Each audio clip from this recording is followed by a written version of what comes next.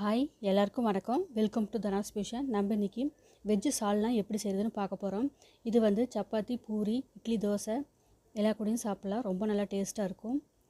இப்போ தான் நம்ம சேனலுக்கு வரீங்கன்னா சப்ஸ்கிரைப் பண்ணிட்டு பாருங்கள். அப்போ தான் நான் போடுற வீடியோ உங்களுக்கு உடனுக்குடனே வரும். இப்போ வாங்க வீடியோக்குள்ளே போகலாம். ஃபஸ்ட்டு ஒரு கடாயை வச்சுக்கோங்க. Stove on பண்ணிட்டுக்கோங்க.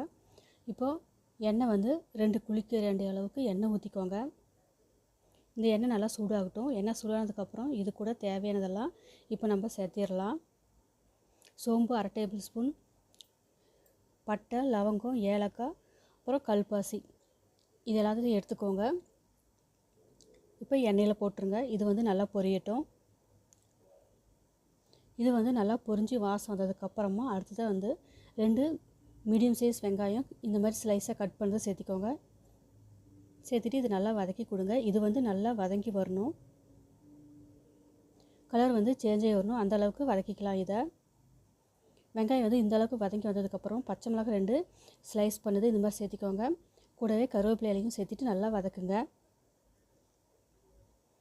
இப்போ இது வதங்கி வந்ததுக்கப்புறமா மஞ்சத்தூள் ஒரு சின்ன 1/4 டீஸ்பூன் அளவுக்கு சேர்த்திக்கோங்க. சேர்த்துட்டு இதையும் நல்லா கலந்து கொடுத்துக்கோங்க. இப்போ வந்து அடுத்ததாக நம்ம வந்து 2 மீடியம் சைஸ் தக்காளியை இப்போது சின்ன சின்ன பீஸாக கட் பண்ணதை இப்போ சேர்த்திக்கலாம். சேர்த்திட்டு நல்லா கலந்து கொடுங்க. இந்த தக்காளி வெங்காயம் நல்லா வதங்கி வெந்து வரணும். அந்தளவுக்கு நம்ம இதை வேக வைக்கணும். இப்போது எண்ணெயிலே நல்லா வதங்கி வரணும். தக்காளி நல்லா மசிஞ்சு வரணும். அப்போ தான் வந்து இந்த சால்னாவுக்கு நம்ம நல்லா டேஸ்ட்டு கொடுக்கும். அதனால் உப்பு கொஞ்சம் போட்டுக்கலாம். இந்த சால்னாவுக்கு தேவையான உப்பு கொஞ்சம் போட்டுட்டு வதக்கலாம். அப்போ சீக்கிரமாக வதங்கி வந்துடும். இப்போ இது வதங்கி வரத்துக்குள்ளேயே நம்ம வந்து இன்னொரு பேஸ்ட் ரெடி பண்ணிடலாம். இப்போ சோம்பு, பட்டை, லவங்கம், ஏலக்காய், கல்பாசி, முந்திரி பருப்பு, அப்புறம் மிளகு ஒரு 1/2 டேபிள் ஸ்பூன் இதெல்லாம் எடுத்துக்கோங்க. பெரிய வெங்காயம் ஒரு பாதி கட் பண்ணி சேர்த்திக்கோங்க. இப்போ இது எல்லாத்தையும் மிக்ஸி ஜாரில் போட்டுட்டு நல்லா நைஸ் பேஸ்ட்டாக அரைச்சி எடுத்துகிட்டு வந்துடலாம். இதெல்லாம் சேர்த்ததுக்கப்புறமா அடுத்ததாக வந்து மசாலாவையும் இப்போயே இது கூட சேர்த்திடலாம். மசாலா பார்த்திங்கன்னா 1/4 டீஸ்பூன் மிளகு மஞ்சத்தூள் சேர்த்திக்கோங்க. அடுத்ததாக வந்து காரத்துக்கு 2 டேபிள் ஸ்பூன் அளவுக்கு தனி மிளகாய் தூள் சேர்த்திக்கோங்க. இது வந்து வீட்டிலேயே அரைச்சதுங்க.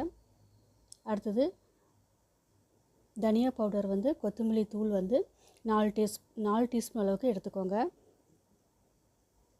இப்போ கலருக்காக Kashmir chilli powder 1 table spoon அளவுக்கு சேர்த்திக்கோங்க. நல்லா கலர் கொடுக்கும். இது போட்டால் காரம் கிடையாது. இதில் கலருக்காக சேர்த்திக்கிறது. உங்களுக்கு வேண்டாம்னா ஸ்கிப் பண்ணிடுங்க. இப்போ தண்ணி கொஞ்சம் விட்டு நல்லா நைஸ் பேஸ்ட்டாக இதை வந்து அரைச்சி எடுத்துகிட்டு வந்துடலாம். இப்போ பாருங்கள் தக்காளியும் நல்லா வதங்கி வந்துருச்சு. இப்போ இது கூட வந்து இஞ்சி பூண்டு பேஸ்ட்டு 1 டேபிள் ஸ்பூன் அளவுக்கு போட்டுட்டு நல்லா கலந்து கொடுத்துக்கலாம். இதையும் நல்லா பச்சை வடை போகிற வரைக்கும் 1 நிமிஷம் நல்லா வதக்கிக்கலாம். இதை இப்போ இது நல்லா வதங்கி வந்ததுக்கப்புறமா நம்ம வந்து அரைச்சிட்டு வந்திருக்கிற பேஸ்ட்டை வந்து இது கூட சேர்த்துருங்க. சேர்த்துட்டு இதை நல்லா மிக்ஸ் பண்ணி கொடுங்க. எண்ணெய் வந்து இந்த மாதிரி பிரிஞ்சு வரணும். அந்தளவுக்கு இந்த மசாலா தக்காளி எல்லாம் சேர்ந்து வர மாதிரி வதக்கி வைக்கணும். அப்போ தான் சால்னாக்கு டேஸ்ட்டாக இருக்கும். இப்போ இந்த அளவுக்கு வதங்கி வந்ததுக்கப்புறம் மிக்ஸி லெமன் தண்ணியே கொஞ்சம் இதில் சேர்த்திக்கலாம். 1/4 டம்ளர் அளவுக்கு. அடுத்து அது கூடயே தண்ணி வந்து 2 கப் அளவுக்கு சேர்த்திக்கோங்க. இது கூடவே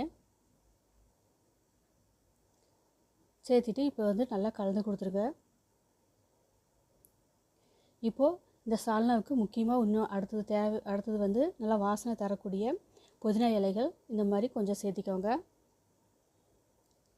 சேர்த்திட்டு இப்போ இது வந்து நல்லா கொதித்து வரணும். எண்ணெய் பிரிஞ்சு அதனால் மூடி போட்டு ஒரு 10 நிமிஷம் நல்லா கொதித்து வர வரைக்கும் இதை வந்து நல்லா வேக விட்டுடலாம்.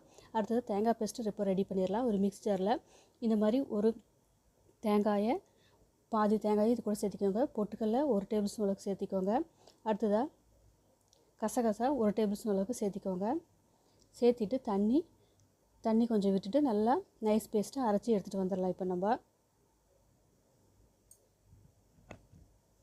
பாருங்கள் இப்போ வந்து இந்த மாதிரி நைஸ் பேஸ்ட்டாக அரைச்சிட்டு எடுத்துகிட்டு வந்தாச்சு.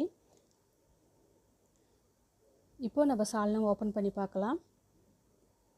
பாருங்கள் எண்ணெயெல்லாம் நல்லா பிரிஞ்சு நல்லா கொதித்து வந்திருக்குது. இப்படி வந்தால் தான் சால்னாவுக்கு நல்லா டேஸ்ட்டாக இருக்கும். சால்னா வந்து இந்த அளவுக்கு நல்லா கொதிச்சு வந்தால் தான் இதோட டேஸ்ட்டே நல்லா தெரியும். இப்போது அரைச்சிட்டு வந்த தேங்காய் விழுதையும் இது கூட சேர்த்திருங்க. சேர்த்திட்டு இது கூட இப்போ வந்து தண்ணி கொதிக்க வச்ச தண்ணியை வந்து ஊற்றுங்க. அப்போ தான் டேஸ்ட் வந்து நல்லாயிருக்கும். பச்சை தண்ணி ஊற்றிட்டிங்கன்னா அது வந்து டேஸ்ட் வந்து கம்மியாக இருக்கும். இப்போ வந்து இதுக்கு தேவையான உப்பு ஏற்கனவே கொஞ்சம் போட்டிருக்கோம், கொஞ்சம் பத்தாது, அதனால் இன்னும் கொஞ்சம் 1/4 டீஸ்பூன் அளவுக்கு சேர்த்திக்கிறேன். சேர்த்துட்டு இதில் நல்லா கலந்து கொடுத்துருங்க. ஏற்கனவே நல்லா 10 நிமிஷம் கொதிக்கிட்டோம்.